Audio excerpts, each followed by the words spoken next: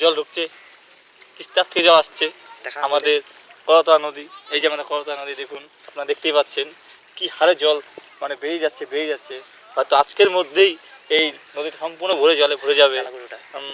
সামনে দেখতে পাচ্ছেন আপনারা একটা কালো গরু ওখানে ঘাস খাচ্ছে, ঘাস তো নেই মানে মাটিই খাচ্ছে আর কি। তো আপনারা একটু দেখে নিন ভালো করে, ঘাস তো নেই ওখানে। তো এই হচ্ছে কি আমাদের পরিবেশ, একদম পুরো মানে প্রাকৃতিক সৌন্দর্যে ভরা।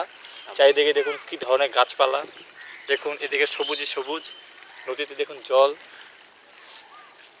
আপনারা দেখতে পাচ্ছেন আমাদের নদীর ওপাশটাতে একটা ঘন বস্তি, বেশ কিছু গাছ, মানে গাছ বলতে অনেক গাছই আছে, বিশেষ করে বাম্বু গাছটা বেশি আছে। আর নদীর মধ্যে তো অনেক গরু ঘাস খাচ্ছে না মাটি খাচ্ছে, সে তো এখন আপনারা দেখতেই বুঝতে পারবেন। দেখুন এখানে ঠাকুমা এই তো মাত্র বালতিটা রেখে চলে গেলেন।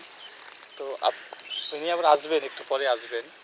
আর এই আমাদের আমবাড়ি ফালাকাটা মানে বলবো মানে খুব মানে টুরিজম স্থান এখানে। আপনারা এখানে অবশ্যই আসবেন ঘুরতে। পাশে আমাদের করতোয়া ব্যারাজ আছে। তো এখানে জানুয়ারি মাসে পুরো 1 মাস পিকনিক, এখানে পিকনিক আসর বসে। দেশ বিদেশ থেকে সরি না মানে দেশের থেকে, মানে আমাদের দেশেরই অনেক জায়গার থেকে এখানে অনেক ধরনের লোক পিকনিক করতে আসে, ফ্যামিলি নিয়ে পিকনিক করতে আসে, বন্ধু বান্ধব, কলেজের। তারপরে এই যে দেখুন আমাদের সামনে যে দাঁড়িয়ে আছে আমাদের মানে হারিশ বাবু, বাইক নিয়ে সবাই মাত্র এলেন আর কি। তো ইনি এখন ভাদেনা ঘন্না একটু ঘুরবেন আর কি, যাকে মানে বাউটাগিরি বলা হয় আর কি।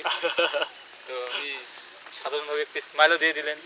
সামনে আরো দুটো ভাই এসছে, এরা আবার আমাদের ব্যারেজের দিকে যাচ্ছেন আর কি। আর আমাদের মুটুকে দেখতে পাচ্ছি না, মুটুকে আমি সকাল থেকে দেখলাম নদীতেই ছিল, তিনি এখন যে লম্বা করিস না। আচ্ছা ঠিক আছে, আমি অনেক বক্তব্য রাখলাম আপনাদের কাছে।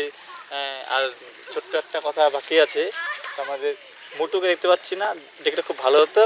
আপনারা আমাকে ছোট ভাইটাই বলে চালিয়ে নেবেন আর কি। যাক, এখানে আমার বক্তব্য শেষ করলাম, ধন্যবাদ।